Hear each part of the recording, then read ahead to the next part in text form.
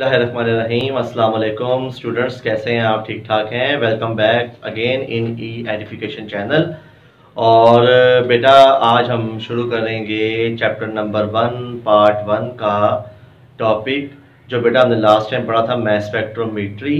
और बेटा mess spectrometry हमने ख़त्म कर दिया था। इसके बाद बेटा हमने एक न्यूमेरिकल करना है जो उससे रिलेटेड है, वो है फ्रैक्शनल एटॉमिक मास कैसे फाइंड करना है। तो बेटा ये बहुत ही इजी न्यूमेरिकल्स है। इसके लिए आपको आइसोटॉप्स के साथ उसकी अबंडेंस भी पता होनी चाहिए। तो बेटा इजीली आप किसी भी एलिमेंट का एवरेज एटॉमिक मास या फ्रैक्शनल एटॉमिक मास निकाल सकते हैं। तो बेटा ये आपकी एग्जांपल नंबर 1 भी कहलाती है चैप्टर नंबर 1 की, पार्ट 1 की। तो ज़रा बेटा देखें, ये एग्जाम्पल 1 लिखी हुई है। ये हमारा पहला आइसोटोपिक मास आया था 20, दूसरा 21 और ये तीसरा 22 आया था।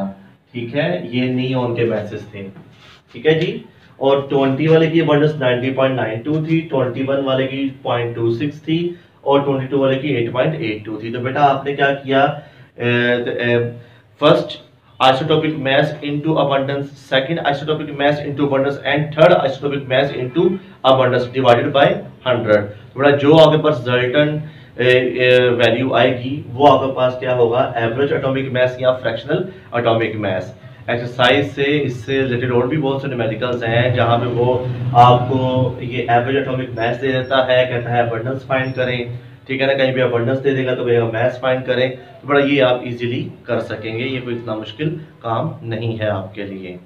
ठीक है जी। अब नेक्स्ट हमारा जो टॉपिक है वो है जी analysis of a compound. Compound analysis, compound का एनालिसिस किस तरह किया जाता है। हालांकि कंपाउंड का एनालिसिस दो तरह से किया जाता है किसी भी कंपाउंड का, एक क्वांटिटेटिव दूसरा क्वालिटेटिव।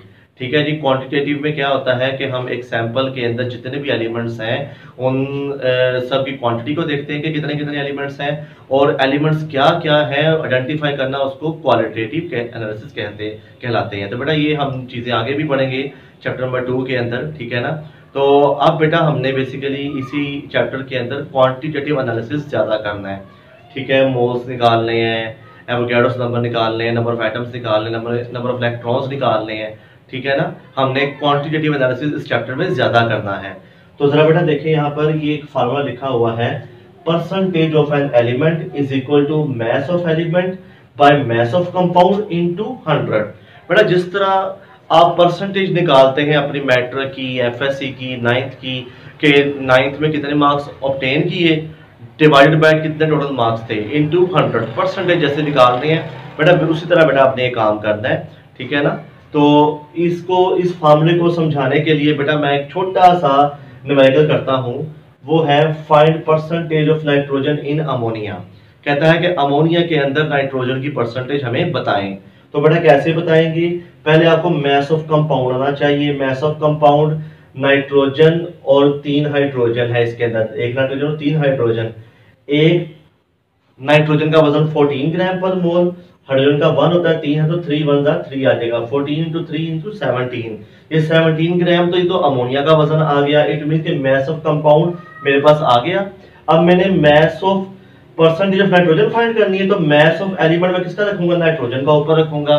14 × 17 × 100 करेंगे तो 80.35% इसका क्या आ जाएगा, परसेंटेज है। और ये वाकई इतनी परसेंटेज होती है कि अमोनिया के अंदर नाइट्रोजन की परसेंटेज 82.35% ही होती है। ठीक है बेटा, बहुत इजी है। फिर आप देख सकते हैं कि ऊपर आपने रखा है मास ऑफ द एलिमेंट, क्योंकि जो आपने फाइंड करना है, जिसकी आपने परसेंटेज फाइंड करनी है, नाइट्रोजन की फाइंड करनी है तो नाइट्रोजन का मास ऊपर रखेंगे। नीचे आप किस कंपाउंड से नाइट्रोजन की परसेंटेज ले रहे हैं, अमोनिया से ले रहे हैं, यूरिया से ले रहे हैं, तो अमोनिया से ले रहे हैं तो अमोनिया का मास लिखेंगे, इनटू 100 करना है तो बेटा आपके पास परसेंटेज ऑफ नाइट्रोजन आ जाएगी।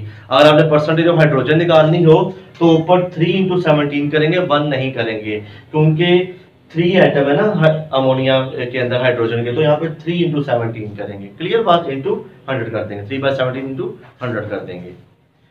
नेक्स्ट बेटा आपके पास एग्जाम्पल नंबर 2 है, बिल्कुल इसी से रिलेटेड है।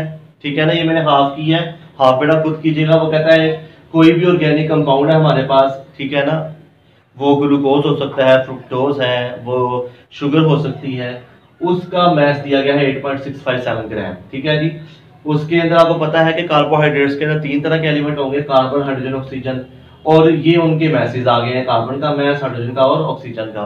तो अगर आपने कार्बन की निकाली है परसेंटेज, बिल्कुल उसी तरह कार्बन का मैस, एलिमेंट का mess divided by the total mass of the compound, ये बेटा 8.657 इनटू 100। तो बेटा ये पास क्या आ जाएगी, कार्बन की परसेंटेज आ जाएगी। इसी तरह बेटा अगर हाइड्रोजन की परसेंटेज देखनी हो तो हाइड्रोजन का मैस ऊपर रखें, नीचे तो ऐसे ही रहेगा, mass of the compound into 100।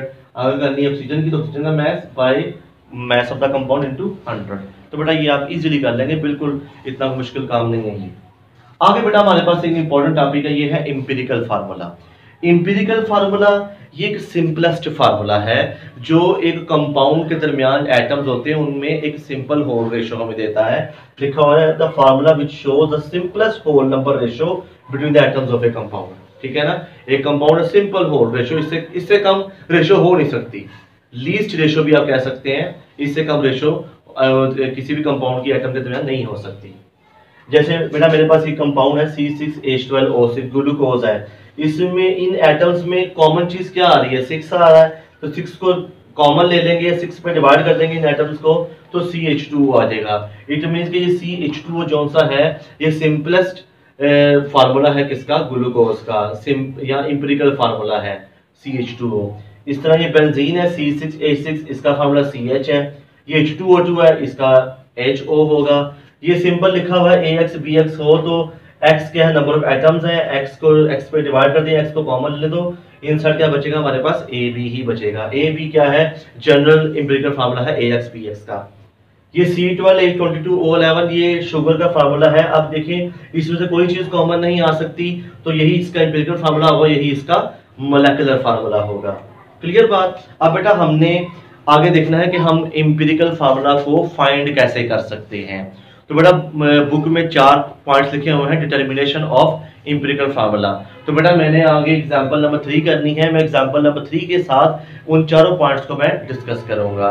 वो पहला पॉइंट कहता है एम्पिरिकल फार्मूला फाइंड करने का, वो कहता है कि जिस कंपाउंड का आपने एम्पिरिकल फार्मूला फाइंड करना है उस कंपाउंड में जो जो एलिमेंट्स हैं उन सब की पहले आप परसेंटेज फाइंड करें।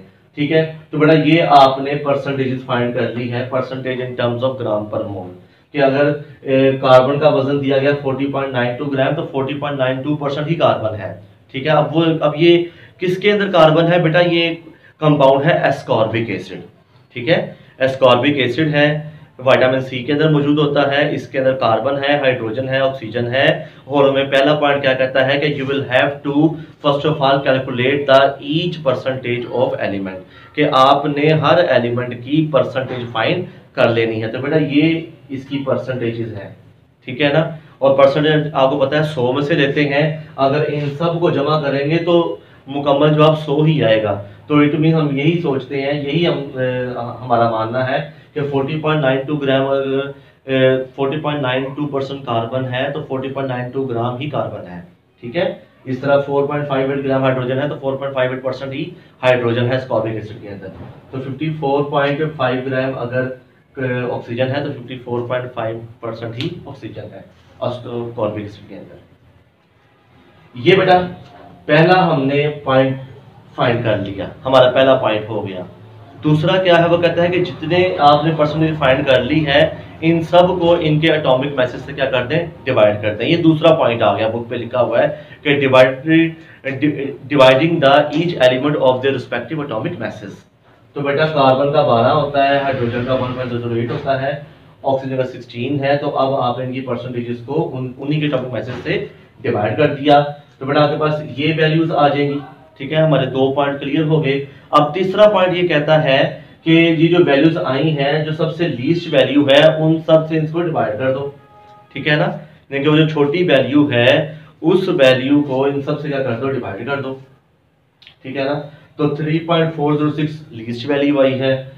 तो ये तीसरा पॉइंट आ गया कि हर वैल्यू से इस वैल्यू को हमने डिवाइड कर दिया है कि 3.40 क्या है, ये सबसे छोटी वैल्यू है इन तीनों में से। तो इन तीनों वैल्यू को इस तीनों से क्या कर दिया, मैंने डिवाइड कर दिया है छोटी वैल्यू को। ये थर्ड पॉइंट आ गया आपके पास। अब चौथा पॉइंट है, चौथा पॉइंट मे और मे नॉट है।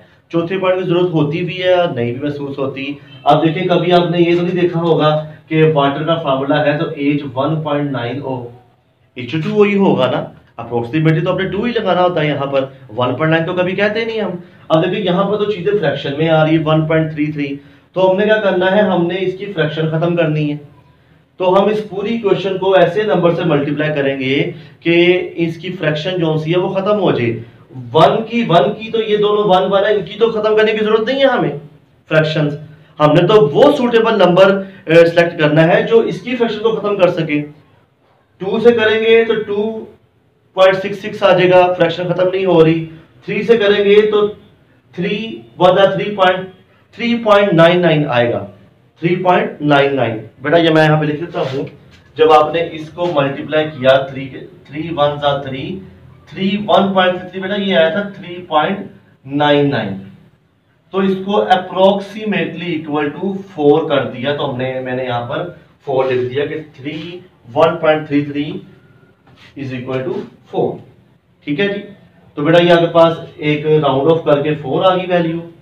अब देखिए कार्बन कितना है 3 निकल आया, हाइड्रोजन का 4 निकल आया, ऑक्सीजन का 3 निकल आया, तो ये बेटा आपके पास एस्कॉर्बिक एसिड का इंपीरिकल फार्मूला निकला है C3H4O3।